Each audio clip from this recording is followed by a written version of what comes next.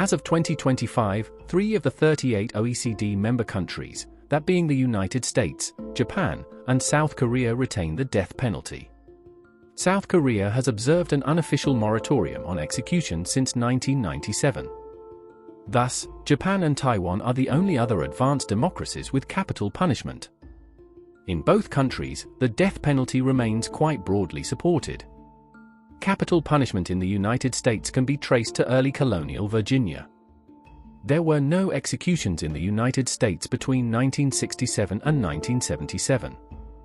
In 1972, the Supreme Court of the United States struck down capital punishment statutes in Furman v. Georgia, reducing all pending death sentences to life imprisonment. Subsequently, a majority of states enacted new death penalty statutes, and the court affirmed the legality of the practice in the 1976 case Gregg v. Georgia. Since then, more than 8,500 defendants have been sentenced to death. Of these, more than 1,605 have been executed. Most executions are carried out by states. For every 8.2 people executed, one person on death row has been exonerated in the modern era. At least 200 people who were sentenced to death since 1973 have been exonerated. In 2019, the Trump administration's Department of Justice announced its plans to resume executions for federal crimes. On July 14, 2020, Daniel Lewis Lee became the first inmate executed by the federal government since 2003. 13 federal death row inmates were executed, all under Trump. The last and most recent federal execution was of Dustin Higgs, who was executed on January 16, 2021. On July 1, 2021, Attorney General Merrick Garland imposed a moratorium on federal executions. In April 2022, 2,414 people were on federal or state death row. On December 23, 2024, President Joe Biden commuted the sentences of 37 of the 40 individuals on federal civilian death row to life imprisonment without the possibility of parole. 3 people remain on federal death row. Pursuant to Executive Order 14164, signed by Donald Trump on January 20, 2025, the first day of his second term, Attorney General Pam Bondi issued a memorandum on February 5, 2025 that rescinded the Garland moratorium on federal executions. The memorandum also directed the Justice Department to strengthen the death penalty and seek its application by prosecutors whenever reasonable. The last public execution in the U.S. was of August 14, 1936, in Kentucky before a crowd of 20,000 people.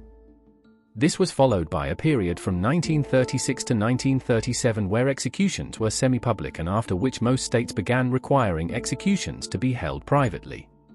Laws generally prohibit public attendance, though journalists and selected individuals may witness them. Timothy McVeigh's 2001 execution was viewed by over 200 people, mainly victims' families, via closed-circuit TV. Of the 27 states with the death penalty, 23 provide lethal injection either as the sole method of execution, or as the primary method applying by default, if available, when the convict does not select one. The 4 other states include South Carolina, which provides electrocution as the primary method, while Louisiana, Mississippi, and Missouri allow the Department of Corrections to select the method. Several states continue to use the 3-drug protocol for lethal injection, firstly an anesthetic, secondly pancuronium bromide, a paralytic, and finally potassium chloride to stop the heart.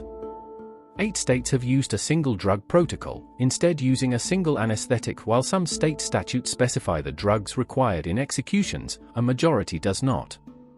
Pressures from anti-death penalty activists have led to supply chain disruptions of the chemicals used in lethal injections. Hospira, the only U.S. manufacturer of sodium thiopental, stopped making the drug in 2011, citing, Hospira would have to prove that it wouldn't be used in capital punishment.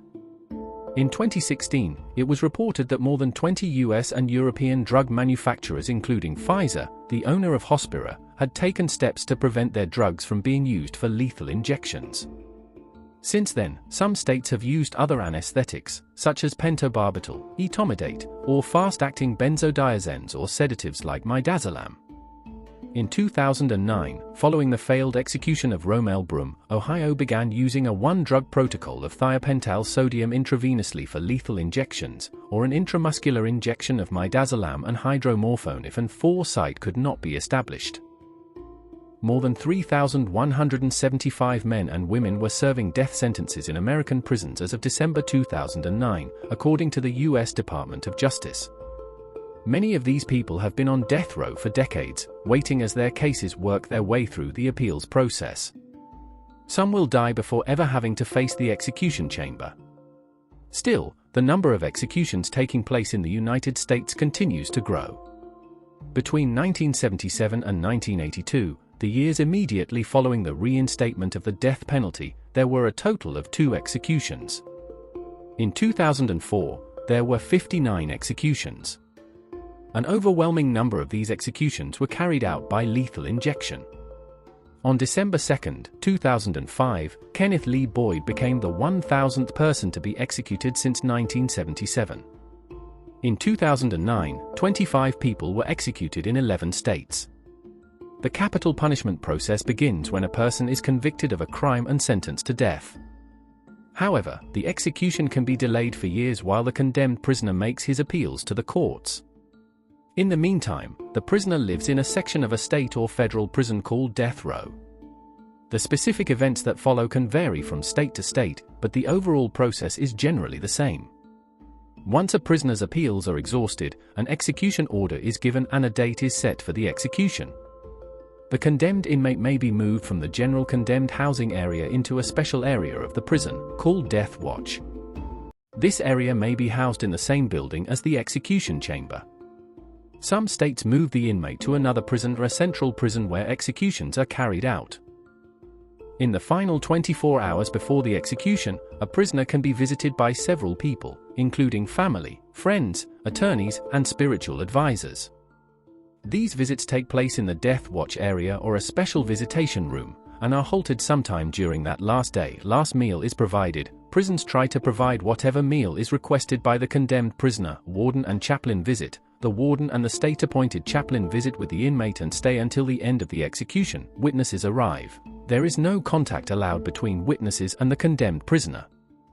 Witnesses are typically restricted to the witness room adjacent to the execution chamber, and are instructed to remain silent. Inmate makes final preparations. In some states, male inmates are given a fresh pair of pants and a shirt, female inmates a dress, and the prisoner is allowed to shower before getting dressed.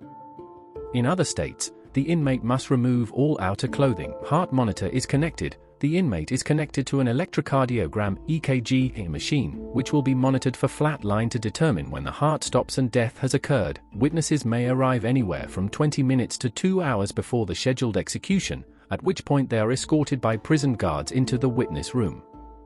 Relatives of the victim are sometimes placed in a different room than relatives of the prisoner, but not always. Some execution chambers have a one-way mirror that only allows the witnesses to see the condemned. Others have a clear window that allows the condemned to see the witnesses as well. Once the fours are inserted into the prisoner's arms, the curtain covering the window is drawn back. Some states require complete silence in the witness area. Few people know when there are only a few minutes left in their lives. Those sitting on death row are fully aware of when they're going to die, sometimes to the exact minute. Most state laws regarding capital punishment include a timeline of the events that must take place in the hours leading up to execution, including when the prisoner is to be taken to the execution chamber. Once properly dressed, the inmate is taken to the execution chamber. They either walk on their own or are restrained to and rolled in on a gurney. Inmates who walk to the execution chamber are then restrained on a gurney or table either inside the chamber or in an adjacent preparation room. The inmate is secured to the gurney or table with lined ankle and wrist restraints. A sheet may be placed over the prisoner. After the prisoner has been restrained, 2 intravenous, 4 tubes are inserted by the execution team, 1 tube in each arm. The intravenous tubes are threaded through an opening in the wall that leads to the anteroom, where the executioner is located. Once the 4 tubes are inserted, a saline solution begins flowing into them. Within a minute or 2 after the last drug is administered, a physician or medical technician declares the inmate dead. The amount of time between when the prisoner leaves the holding cell and when he or she is declared dead may be just 30 minutes. Death usually occurs anywhere from 5 to 18 minutes after the execution order is given. After the execution, the body is placed in a body bag and taken to medical examiner, who may perform an autopsy. It is then either claimed by the inmate's family or interred by the state.